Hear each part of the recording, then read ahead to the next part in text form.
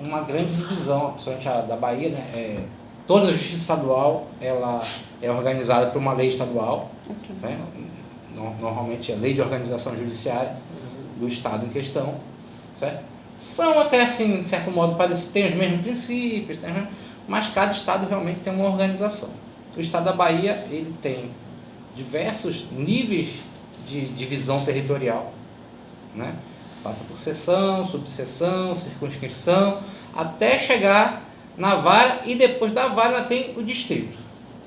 Ou seja, uma vara ela pode ter vários distritos territoriais, né? E nisso daí, a depender da disposição do tribunal, pode ter também vários juízes, né? A vara, o nome vara propriamente dito, não é o juiz, apesar de que as pessoas confundem isso. A vara é a divisão territorial e de assuntos, de matéria que trata aquela vara, né? Então, seriam as competências? Seriam as competências. Sim. Então, Okay. além quando chega na vara, é onde é distribuídas as competências. O juízo é um órgão que cuida daquela vara, daquela divisão, certo? Então, cada vara pode ter um juízo ou mais e uma serventia ou mais, né? Da mesma maneira que uma comarca pode ter uma única serventia que sirva a todas as varas. Isso aí vai depender da organização que está na lei. Então, não há um padrão isso, né? Hoje, assim, o que ocorre mais é uma vara, um juízo e uma serventia. Então, aquela vara, aquela divisão administrativa vai ter um juízo e uma serventia. Juízo e serventia são órgãos distintos, porém hierarquicamente interligados. A serventia vai ter sempre um juízo que vai estar hierarquicamente na divisão administrativa. Sim. Superior a ela, é uma hierarquia vertical, né? E ela vai se submeter. Porém, a serventia ela pode servir a mais de um juízo.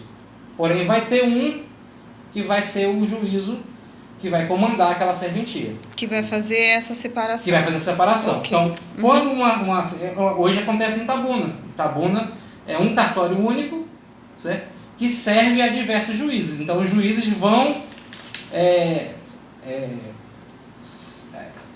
comandar aquela serventia alternadamente, geralmente por ano, né? Que nem a direção do fórum. A cada ano, um juiz toma conta da direção do fórum. Sim, independente do número de habitantes dentro deste município, ou segue uma regra? É uma tendência. Tá. Uma tendência de gestão isso. Não estamos nem falando da parte judicante. Isso aí Tá. é uma tendência de gestão. Para racionalizar recursos humanos, racionalizar patrimônio. Então, essa divisão... Então, hoje a tendência é de que se todas as unidades, todos os juízos vão ter um cartório único para tomar conta dos seus processos. Então, ainda não chegou em Eunápolis, mas vai chegar, certo? Como é que está estruturada a comarca de Eunápolis? Eunápolis hoje... Em relação às varas e os juízes? Ela está quase 100% servida do que está na estrutura ideal, né? Hoje são 10 unidades judicantes. O previsto, se não me engano, são 12 ou 13. Então, está quase lá. Tá quase. Né? Falta hoje vara de família especializada. Não é que não tem. Essa família, ela está junto, né? Ela está junto com outra... Comercial e civil. Isso.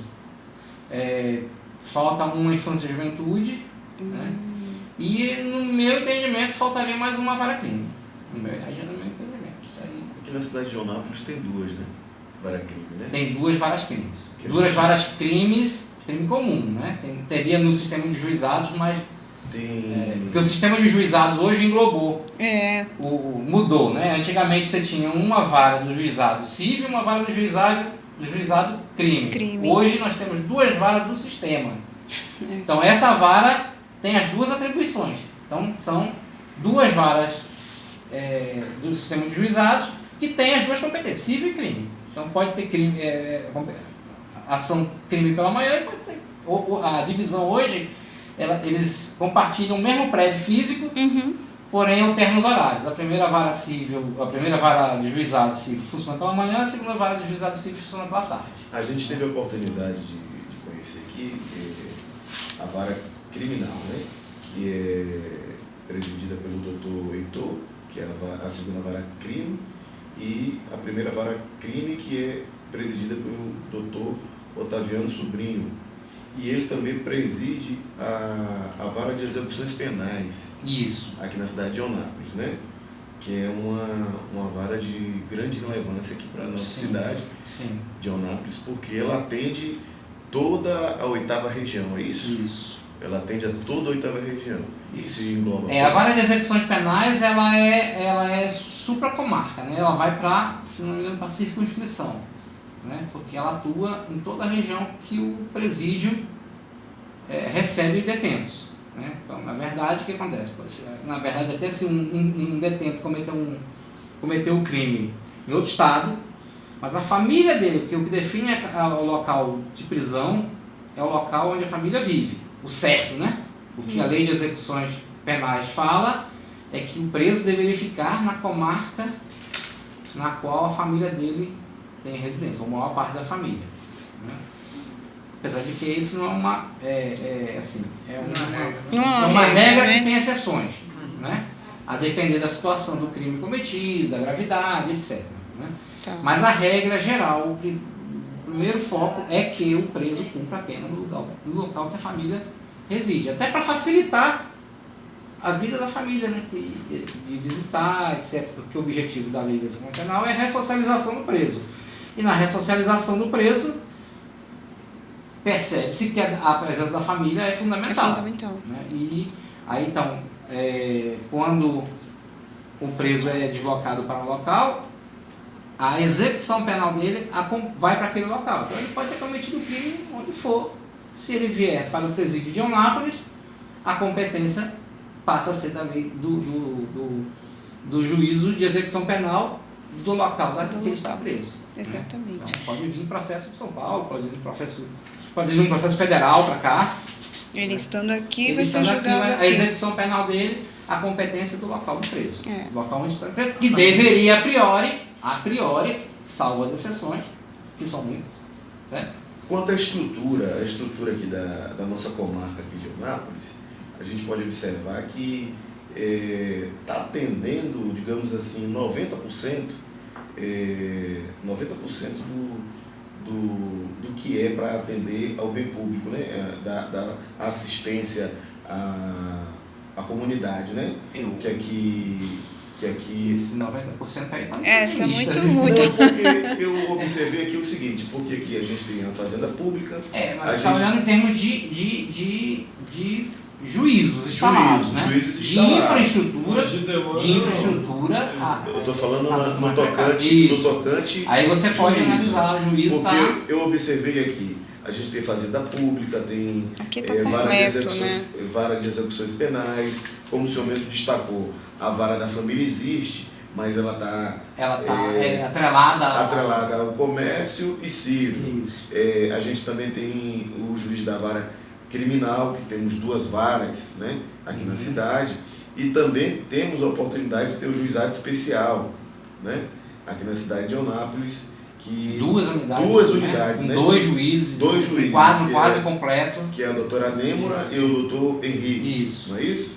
E a cada 2 anos existe uma eleição, eu não sei te dizer precisamente como é que funciona a vara eleitoral, porque o juiz que tem a competência do Estado, ele fica à disposição da Justiça Federal, que é a eleitoral, que é uma justiça especial.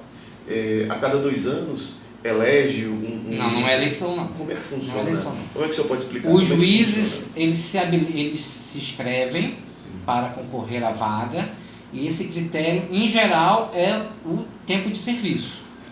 Certo? O tempo de serviço em revezamento. Então vai ser o juiz mais antigo que se habilitou, certo? E que tenha ficado há mais tempo no lugar. Entendeu? Então, vamos dizer, temos 3 juízes, um com 20 anos de magistratura, outro com 15, outro com 10.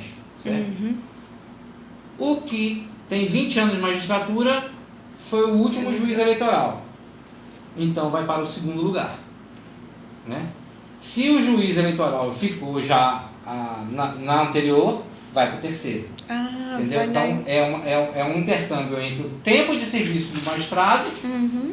que vai dar vai organizar primeiramente a fila, e depois ele vai ser eliminado por quem já ficou há mais tempo. Então, quando completar o rodízio, vai ser um rodízio, né? Então, são 3 juízes, depois de 6 anos, vai voltar para o primeiro mais antigo, depois para o segundo, depois para o Aí terceiro. vai fazendo né? esse... Mas eles se habilitam. Se Sim. o juiz não quiser, Ele pode ele continuar, pode ele não se pode habilitar, não... Sim. certo? E não... aconteceu um caso aqui, na época que a doutora Afrânio se habilitou, mas depois o cunhado dele se candidatou, Olha. o Lucas Leite. E aí ele foi e se deu por suspeito e se afastou. E se afastou. Afastamento. Obviamente que o presidente do fórum eleitoral, da junta eleitoral, não pode ser cunhado de um candidato. Né? Sim, Então ele mesmo, pode por ter ele, vínculo para ninguém ninguém. suscitou, ele mesmo pediu afastamento. Sim. Aí, E aí o que aconteceria? Ele voltaria para o topo da fila, sim. certo? Para o pleito seguinte. O Camilo, aqui, você poderia estar falando um pouco sobre o funcionamento dos cartórios em termos de objetivo e finalidade deles? O objetivo do cartório, serventia, né, é organizar e organizar os processos, né? Organizar e disponibilizar. Etiquetar, E também né? etiquetar, separar, triar, né? E também fazer o cumprimento das determinações do magistrado. Então, geralmente isso aí é quase que um bate-bola, né? O processo chega, entra, é protocolado, certo? O cartório prepara, verifica os quesitos formais. E hoje é todo virtual, né? O processo de protocolamento, polessagem, a maioria deles. A maioria, hoje, a regra é que seja virtual, né? Ainda temos processos físicos antigos, né? Que estão aqueles processos são de difícil de digitalização pelo volume de páginas, etc. Então o processo chega, o cartório verifica os critérios formais, certo? E faz a conclusão para o juiz. O que é a conclusão? Aquele preparo, né? A certificação, certifica que recolheu custas, certifica que atendeu os requisitos, certifica que os documentos foram juntados, porque pode acontecer, principalmente no processo eletrônico, né? Às vezes o advogado ou o procurador dá um protocolo, mas falta a petição inicial. Uhum. Por erro na hora de juntar, erro é do sistema, né? Então você faz todo esse preparo e caminha para o juiz. O juiz, aí sim, ele vai analisar o processo e tomar uma decisão. Se devolve ou não, se devolve. Aí ele vai tomar uma decisão, que é só o juiz que decide. Uhum. Né? Cartório cumpre, o juiz decide. Aí o juiz toma uma decisão e geralmente o primeiro passo é o despacho inicial chamado, que é mandar citar. Despacho de citação. Certo? Volta isso para o cartório. O cartório vai e prepara toda essa comunicação processual e o que mais o juiz determinou. Né? Então, às vezes, existe a comunicação processual, ela é bem ampla. Né? Você tem a citação, que é dar ciência à parte que o processo existe, a intimação em sentido estrito, que é a comunicação de um ato processual, a notificação, que é a comunicação de uma obrigação de fazer. Né? Então, a notificação serve para obrigar alguém a fazer algo. Notifica-se a pessoa para prestar informações, é uma obrigação de fazer. Né? Cita-se para que a pessoa tenha ciência de que existe um processo e para que ela conteste. E intima-se de um ato processual. E existe também aquelas comunicações de urgência, que elas já deixam de ter aquela formalidade, né, de ser por um mandado, de ser pelo diário oficial. A intimação de urgência, ela pode se dar por e-mail, pode se dar por WhatsApp, né? Aqui eu nunca fiz por WhatsApp não, mas por e-mail é uma rotina. Nossa. Principalmente nas intimações de UTI, nas intimações de de urgência, de determinação de cirurgia, de fornecimento de medicamento. Né? Que é um Esses papéis são os oficiais de justiça, né? Não, o papel, necessariamente. segundo o Código de Processo Civil novo, certo? O ato de comunicação é feito pelo escrivão, né? Que se auxilia dos oficiais de justiça para o trabalho externo. O que não impede do escrivão fazer a comunicação. Na realidade, a melhor comunicação que tem é a comunicação que é feita em cartório, porque é a que tem menos custos. Que é mais rápido, E é mais né, rápido. no caso. É raro de você fazer, porque hoje nós temos uma dificuldade, um entrave muito grande que é sistema. O sistema é lento. Então, daqui que eu preparo uma intimação no sistema, a pessoa já foi embora. Entendeu? Outro Então, caso, dá. falta de Então, energia. não dá. Nós chegamos aqui e não tinha Sim, energia. falta energia, falta às vezes internet, então não dá. Então, e outra coisa, às vezes o oficial de justiça, em teoria pelo menos, né, ele seria uma pessoa mais preparada para comunicar, porque a justiça, infelizmente, dá medo das pessoas. Hoje teve um caso assim, a pessoa chegou aqui desesperada porque recebeu uma notificação, certo? Para vir à audiência como testemunha. Meu Deus. A pessoa não alfabetizada, né, recebeu aquela citação e entrou em desespero, achou que já tinha uma obrigação, que estava sendo processado, que não sei o quê, e aí vem. Cabe aí bem- tem que fazer o trabalho de psicólogo. Cabe bem a pergunta que eu iria fazer para o senhor no final, né? Se é possível dizer que a educação tem papel mais relevante na solução dos conflitos, mais do que alguma legislação específica ou algum método. Com toda a absoluta certeza. Isso aí é a educação. A falta de educação. A justiça é o produto da falta de educação. Se as pessoas fossem educadas, não existiria justiça, ou ela seria muito menor. Ela serviria somente para tirar dúvidas. A justiça hoje está falando a obrigação mais óbvia das óbvias. A justiça está aqui para falar para o pai pagar a pensão. Para o pai pagar nós temos 2 varas cíveis, 2 unidades judiciais. Cada unidade judicial tem um custo de R$1 milhão por ano, mais ou menos. Entrando aí justamente nessa... Então nós temos 2 unidades judiciais para falar o mais óbvio do óbvio. Fulano, você teve um filho? Pague. Sustente-o. Quantos processos, mais ou menos, por cima? A média é Aqui de a 6 justiça- a 10 mil. Justiça comum. Por unidade. Por unidade. Por unidade. Isso, por unidade. Ano. O acervo. Né? Porque a média de processos ainda é superior a 2 anos. Então, é mais... Temos a intenção de que o processo comece e termine no mesmo ano, mas isso é meio Então, esse é um utópico, número né? mais ou É menos. um número de acervo, né? Tá. Então, como é uma média, então você vai ter aí entram seus 2.000 por ano e sai também mais ou menos seus 2.000 por ano. Ou seja, nessa questão, então, a E fica justiça... um estoque de... Sim, de a 6.000, justiça estadual, então, ela é de suma importância nessa questão desse A justiça juizado estadual é uma das comum. mais importantes para lidar com a população, Sim, porque como é a justiça, que a matéria é a residual, é a que mais tem assunto, a que mais trata de assuntos. Todas as justiças especializadas, certo? Como o nome já diz, são especializadas, o foco da Justiça do Trabalho só vai cuidar de trabalho ali, Justiça Federal, tem todas aquelas questão indígena, questão tributária federal, etc., INSS, Seguridade Social, consumidor de empresas de natureza pública ou privada. ou não, privada, dependendo do caso, né? Então fica muito restrito o assunto. A Justiça Estadual cuida de tudo. É residual. Tudo é residual, então, mas é o residual, Sobrou dos outros. é o que sobrou, mas o que sobrou é muito.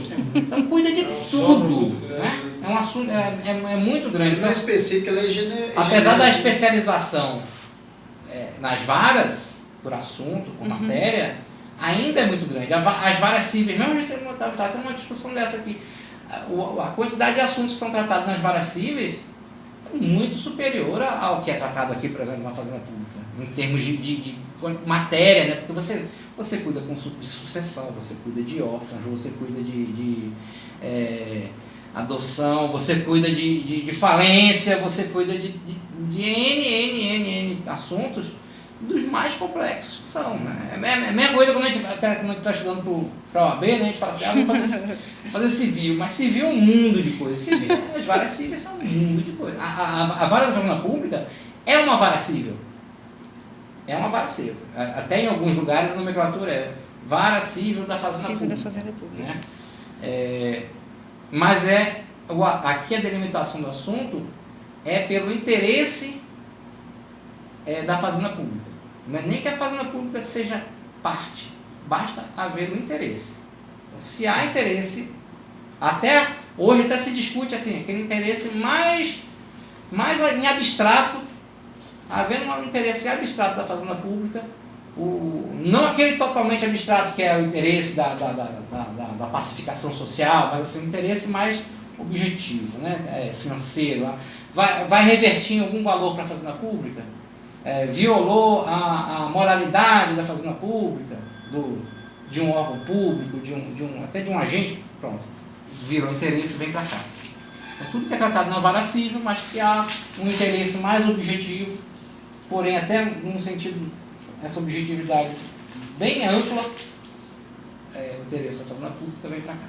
Faz a segunda. Posso considerar a Fazenda Pública como residual também, né, em relação à vara criminal?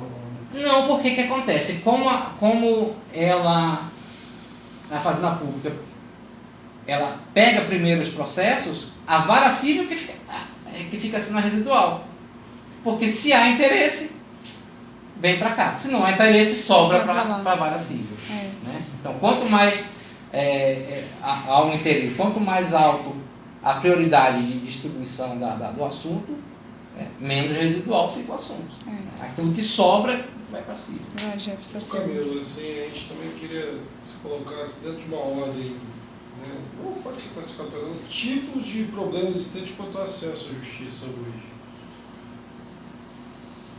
O que você considera como problema?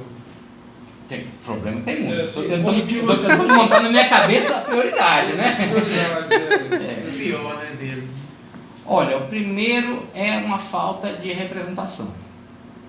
Certo? A Defensoria Pública não consegue absorver, certo, a necessidade de representação da grande maioria dos jurisdicionados.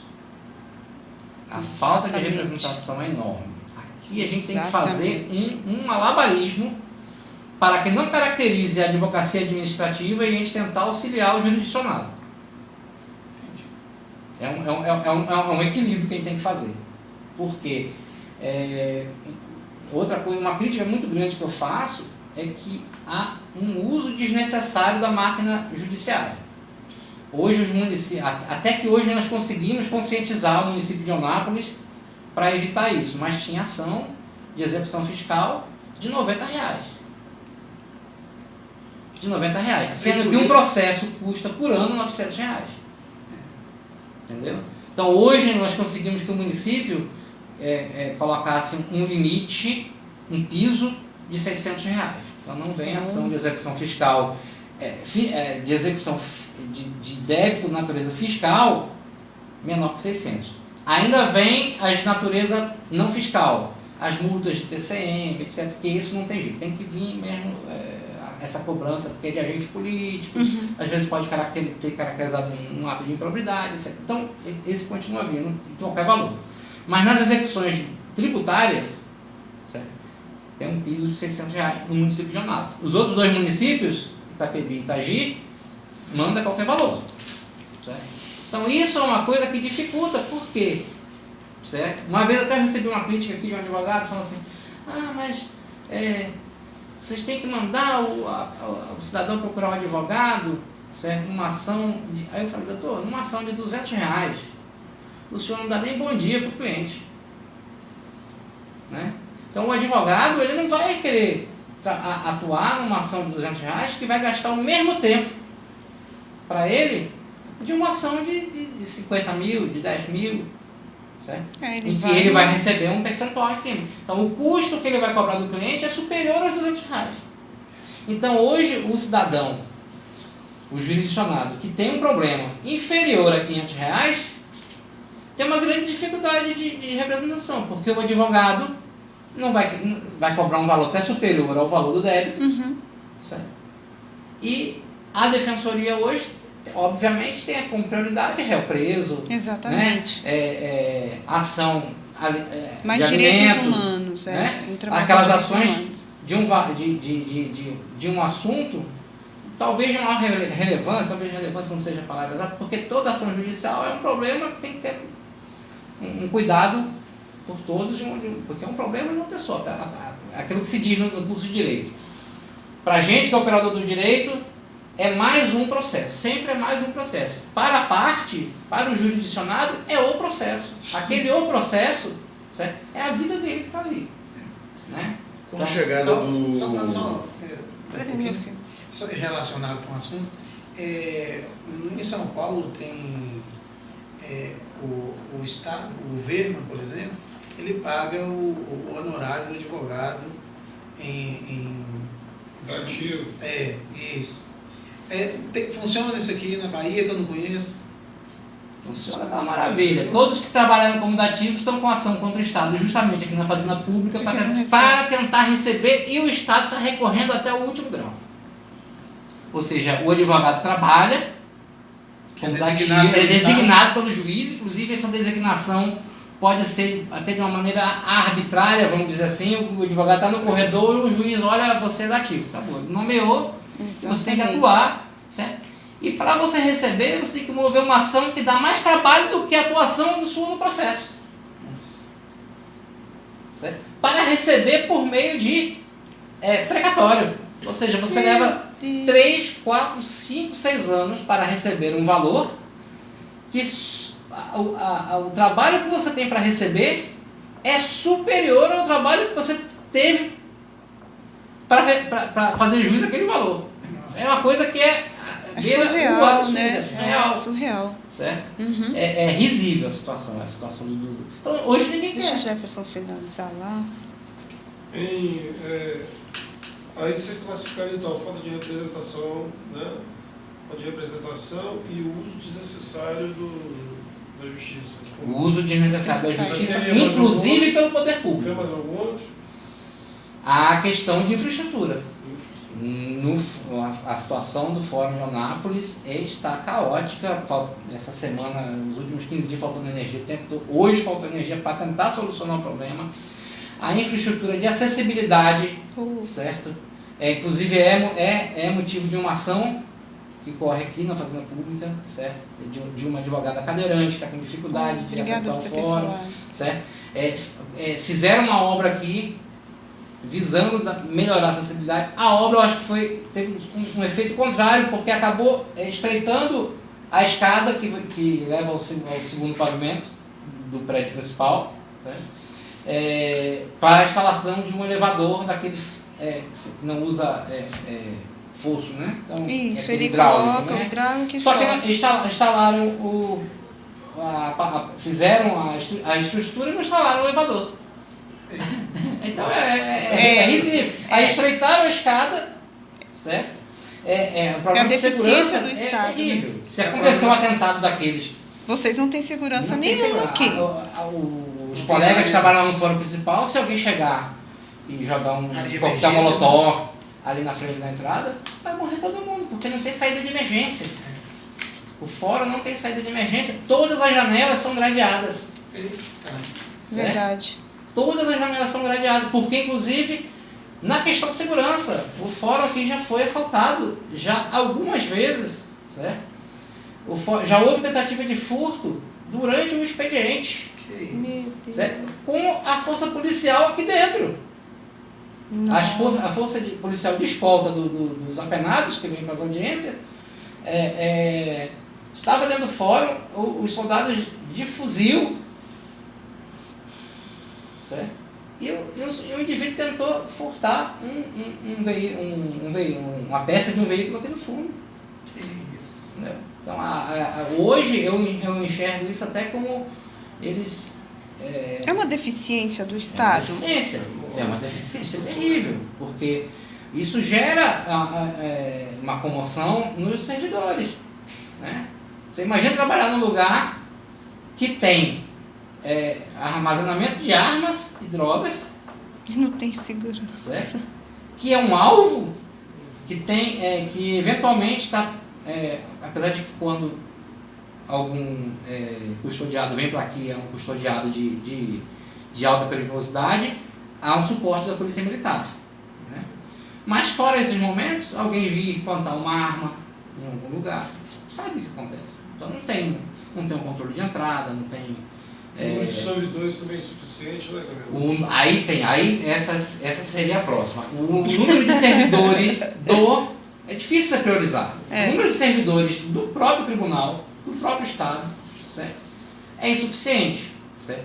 Hoje, nós nos socorremos ao município, certo?